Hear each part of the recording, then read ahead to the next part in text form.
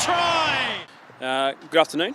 Today's obviously a very distressing day for the players, staff and fans of the Western Force, given the ruling in the New South Wales Supreme Court to dismiss the appeal of Rugby.com.au. Whilst today's news is certainly one of the anticipated outcomes as we evaluated circumstances in advance of the hearing, it's obviously still incredibly disappointing, and there's now a cold reality for players to deal with in terms of what their rugby futures are, be they in Super Rugby or potentially in a new Indo-Pacific competition, as Mr Forrest outlined this morning. So I'm happy to take questions on that. What would RUPA's role be in, or any involvement in that new competition?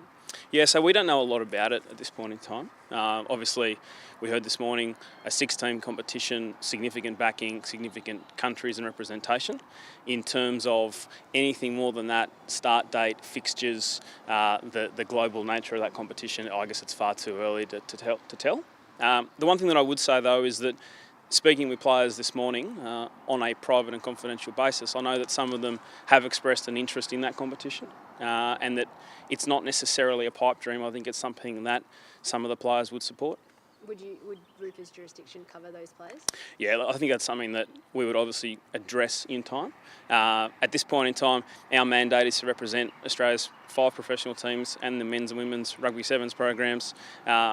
Whether that expands to new competitions is something for our board to address in time. What about Wallabies representation? What would you be urging ARU in terms of whether players who decide to play in this competition are still eligible? Yeah, I think that's one of the key considerations that will no doubt fall out of the planning.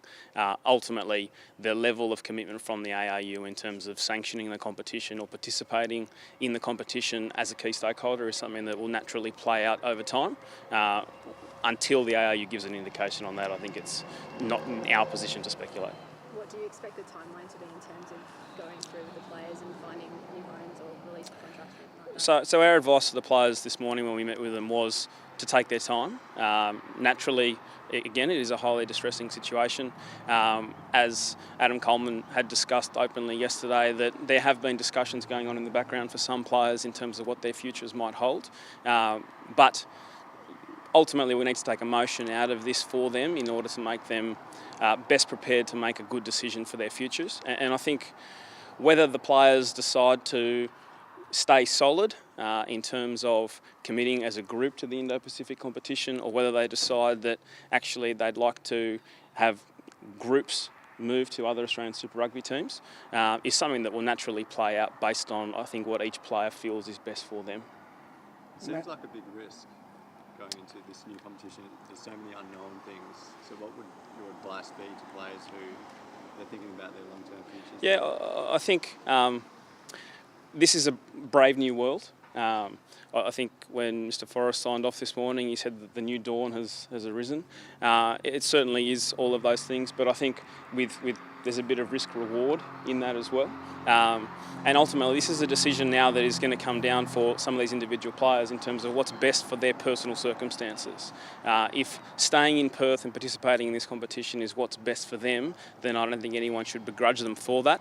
I think we also have a situation, very importantly, where we will now have more professional players contracted overseas than what we will have under a 4-team environment in Super Rugby.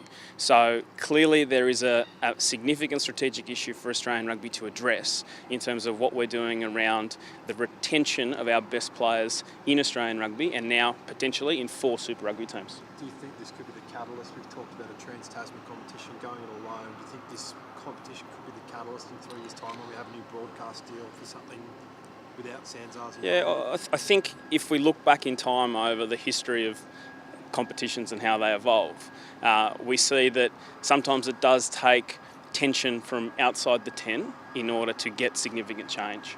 And what we've heard so far from Sanzar is that a trans-Tasman competition isn't something that's on the table. The ARU have said repeatedly that New Zealand Rugby are not interested in that competition model. Naturally, this Indo-Pacific competition will add some tension to those discussions. And if that leads to a trans-Tasman competition down the path, that's something that we would be very supportive of.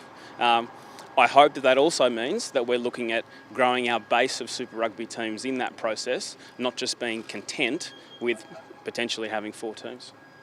Matt Hodgson has been again fairly scathing of the way the AIU has treated players and their welfare. Are you happy with the way the AIU and Rugby.com.au has, or could AIU done more? I think there's two parts to this issue. One part is going to 4 teams the right decision? And I think we've been very clear on our view on that for a very long time, and that is that if the 15-team competition model was SANZAR's preferred option, there were other ways to do it without reducing Australia's representation in the competition.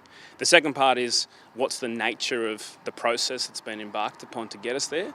I think the ARU, by their own admission, would suggest that they haven't handled the process particularly well. It's been our number one priority the whole way through this saga to make sure that players' well-being and welfare was prioritised. We play a key role in making sure that players have resources on the ground to support them in that. The ARU has not gotten in the way of the work that we've done in that space, but I'd be lying if I said that we wouldn't have appreciated some additional investment or interest in supporting the players' well-being. He said he hasn't even had a phone call from them. And I think this is a challenging scenario for the Australian Rugby Union, that they want to be authentic and they don't want to be impersonal. I think for anyone on the board to call Matt Hodgson out of the blue would be a nice gesture to give transparency, but would also be a little bit odd. I think we need to put that into context a little bit, and he's now made the invitation to have the information explained to him and to get a better understanding of why they've made the decision they have, and hopefully the ARU follows through on that. He has been saying for some weeks, though, that he's been doing, luckily for him, I suppose, he is a trained counsellor for mental health issues. He says he's been dealing with the players himself. Should the ARU not have perhaps just sent someone over or talked to some people? So in addition to Matt's mental health first aid, of which he's incredibly well qualified, we've also got a player development manager on the ground here at the Western Force. In addition to that, we're referring players out to a psychologist through the services that we provide. So I can stand here hand on heart and say that I think the players would also say that they've been well supported through this process by the mix of services they've received from all of the bodies within the game.